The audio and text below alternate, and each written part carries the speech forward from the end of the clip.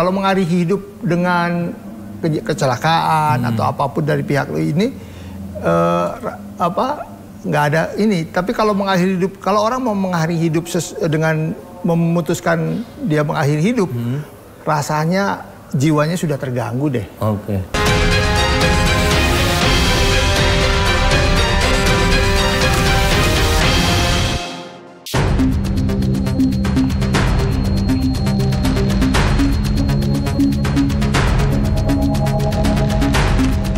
Keluarga Arya Daru Panghayunan mengungkap kejanggalan baru terkait ponsel dan akun media sosial almarhum Arya Daru Panghayunan yang sempat aktif setelah dinyatakan meninggal dunia. Menurut pihak keluarga, ponsel Arya sempat menunjukkan tanda aktif setelah ia ditemukan tewas.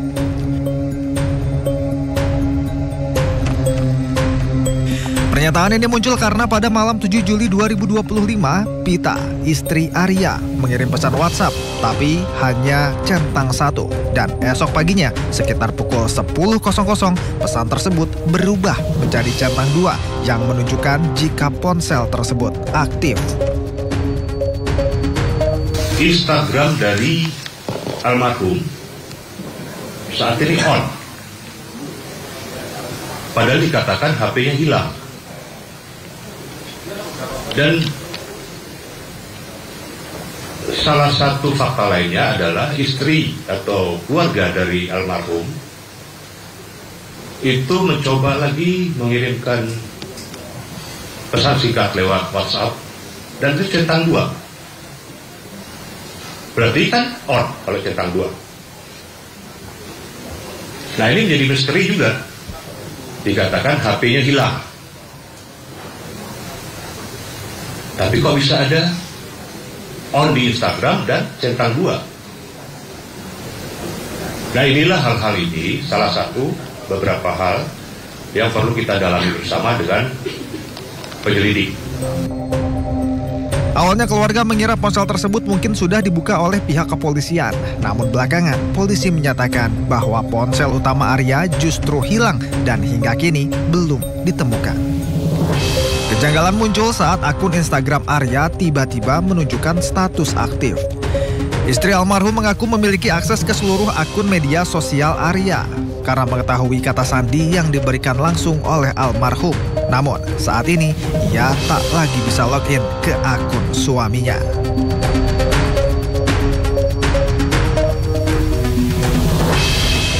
Ya, terima kasih pemirsa, masih bersama kami di One on One. Saya masih bersama penasihat hukum keluarga Arya Daru Panghayunan almarhum. Pak, kita lanjut lagi. Tadi saya sempat tanya sebelum kita break. Pak, itu kalau sebetulnya sebelum yang naik taksi itu ya kan, kalau kami tahunya hanya dari kemarin press release kan almarhum itu sempat berbelanja di GE terus kemudian naik taksi kan gitu. Kami nggak pernah tahu sebelum naik taksi itu dari siangnya apakah ada dari istrinya kemarin yang menyampaikan ke penasihat hukum apa sih sebelum itu gitu. Apa memang dia kerja seharian terus tahu-tahu malam-malam janjian di GI atau sebenarnya ada rangkaian sebelum sampai ke sana? Ya, dari orang yang disiplin, dia jam 7 sudah di kantor, lalu sarapan, makan. Nah, karena kita tahu karena setiap langkah dari almarhum itu selalu memberitahukan istrinya. Intens sekali, intens sekali. Bahkan saya ngetik sendiri satu hari itu lebih dari 8 lembar lah kertas. Jadi bisa banyak banget yang diomongin dong. Banyak banget yang diomongin, apapun diomongin. Tapi hubungannya bagus sekali, pasti baik sekali ini mereka. Nah, siang harinya mereka bahas tentang tiket. Tiket hari itu juga sudah di-issued tiketnya. Tadinya tanggal 1 berubah jadi tanggal 31 karena tanggal 1 mahal, harganya sekitar 24. Dia dapat tanggal 31-nya hanya 15. Lalu hari itu juga sebelum dia makan siang dia sudah dapat visa. Visa Finlandia sudah turun, sudah keluar khusus untuk keluarganya. Sudah turun. Nah, dia siangnya ada SMS ke istrinya bahwa dia akan makan siang bersama Farah dan Dion. katanya hari Kemisnya itu akan rapat dengan Depsos. Untuk membahas itu dia akan diskusi membahas masalah anak permasalahan anak atau apapun. Saya karena nggak jelas di. Jadi hanya kata akan membahas masalah anak. Masalah anak. Tapi nggak tahu ya inti anak hasil trafficking atau anaknya siapa itu. Nggak tahu. Nggak sampai nggak nyampe ke sana ya. Hanya sampai situ aja di chat ya. Karena dengan Depsos kan departemen yang terkait. Lalu dia kerja lagi. Lalu sorenya dia ke GI. Lalu ditemani atau bersama Dion dan Farah. Itu sih. Di chatnya itu mereka janjian atau berangkat bareng dari setelah makan itu ke GI-nya? Oh enggak, ke kantor dulu baru berangkat. Karena itu jaraknya itu siang itu sore. Berarti kalau rangkaiannya berarti kan dari kantor siangnya makan bersama ya di Polkom itu, dan ngasih tahu ke istrinya bahwa juga membicarakan karena besoknya mau ketemu ke Mensos ya untuk Kemisnya untuk membicarakan masalah anak. Tapi anak apa itu putus ya, hanya sampai situ aja. Tapi dari chat yang tadi sampai 8 lembar itu, ada nggak sih menandakan orang-orang ya kan biasanya namanya orang mau katakan misalnya mengakhiri hidup gitu, ada yang di situ menunjukkan masalah atau apa? Nggak ada sama sekali. Tidak ada sama sekali. Terlebih lagi mengakhiri hidup, kalau mengakhiri hidup dengan kecelakaan atau apapun dari pihak ini nggak ada ini. Tapi kalau mengakhiri hidup, kalau orang mau mengakhiri hidup dengan memutuskan dia mengakhiri hidup, rasanya jiwanya sudah terganggu deh. Itu nggak ada tanda-tanda? Nggak ada sama tanda-tanda. Nggak mungkin dalam waktu hanya sekian jam atau nggak sampai 2 jam itu dia langsung memutuskan akan melakukan bunuh dari jam 9 sampai jam 12 atau jam 11 itu tiba-tiba kan kalau dari keterangan itu kan sekitar jam segitu 11-12 meninggalnya.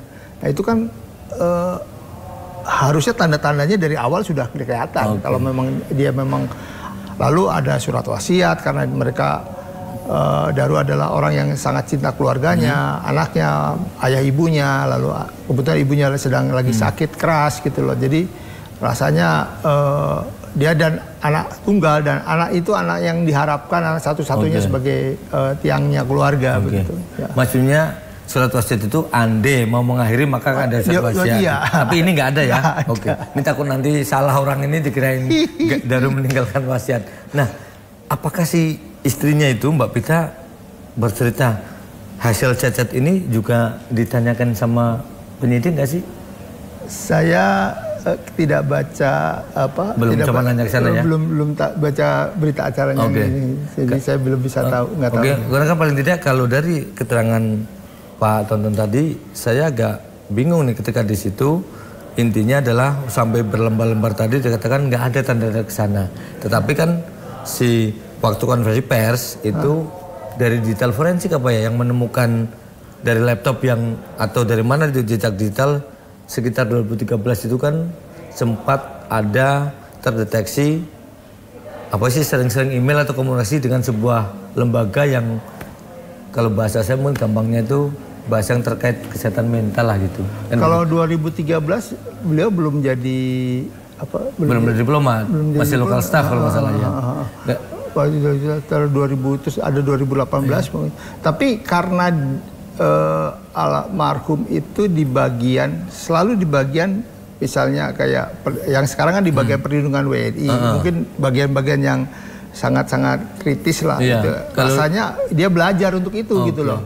Bukan berarti saya kan juga bisa aja buka misalnya berarti bunuh diri itu kenapa sih kan bisa lihat.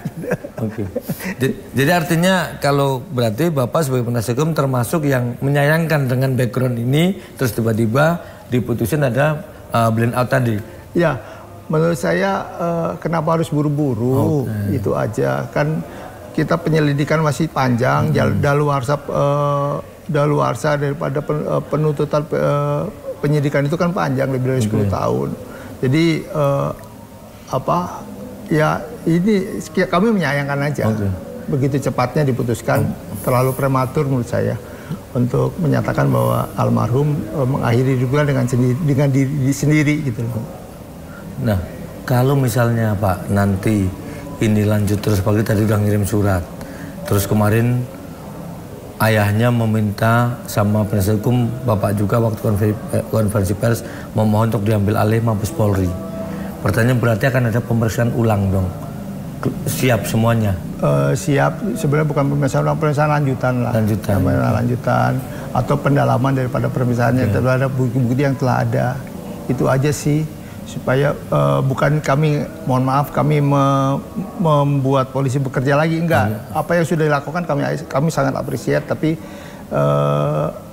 ada beberapa hal yang perlu pendalaman. Itu aja poinnya. Tapi perlu ini enggak? Perlu misalnya gelar perkara apa ya? Kalau ngomong ulang nggak enak ya.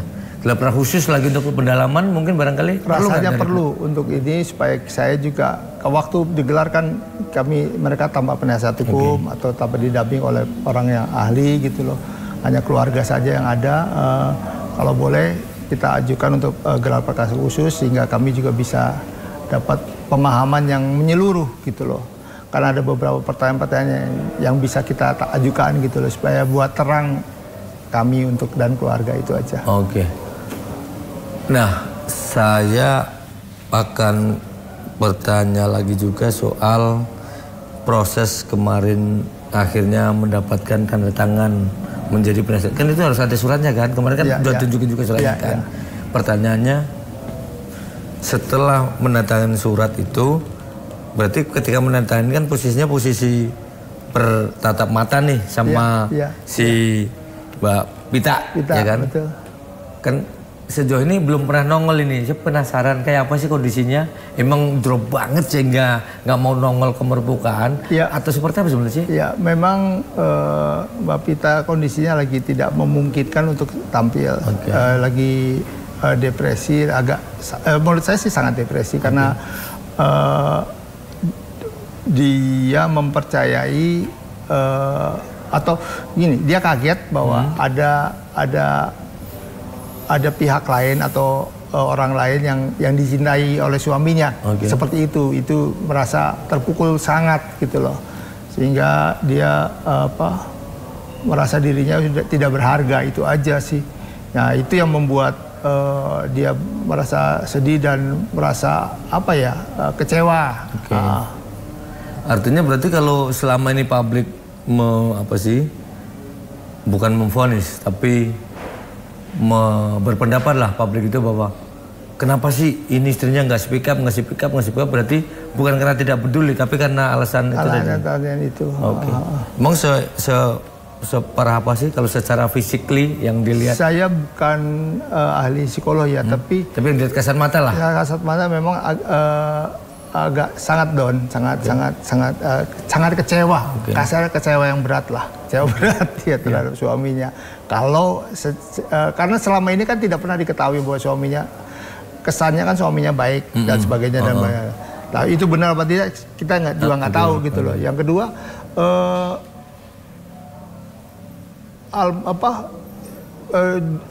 almarhum selalu menceritakan siapa Farah, siapa Dion, untuk kawan kerjanya selalu ada dalam chatting itu.